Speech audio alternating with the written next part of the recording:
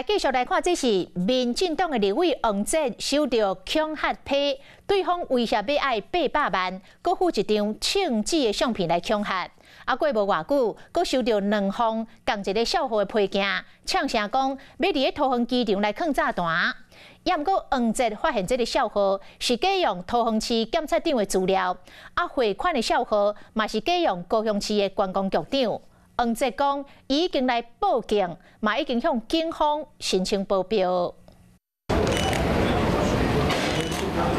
电吹手机内底电子信件，这透早收到一张无名的恐吓批，民进党立委黄捷又搁去互威胁，惊一个随报案。说我只有24小时活命的机会，然后如果没有在这个时间内汇800万给他的话，就会有人身安全，然后包括我跟我的团队都没有办法活命这样。今日这透早，黄捷搁再收到2张批。寄批的拢是同一个笑话，一张表示讲伊已经甲警方讹死，另外一张的内容是恐吓讲伫桃园机场有装炸弹，下晡1点就会好爆炸。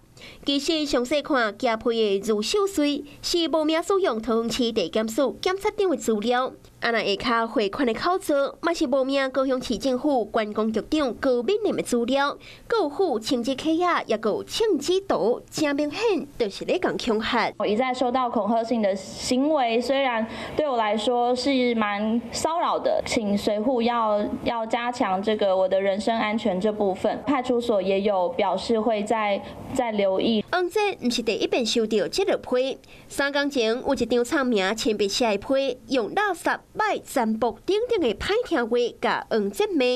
今仔日又搁收到电子邮件，无名寄批的人也搁有汇款的口座，而且拢唔知影是啥来甲恐吓。这个身份到底是谁？其实也希望可以赶快查到啦。那目前就我所知，这个账号似乎是境外的账号。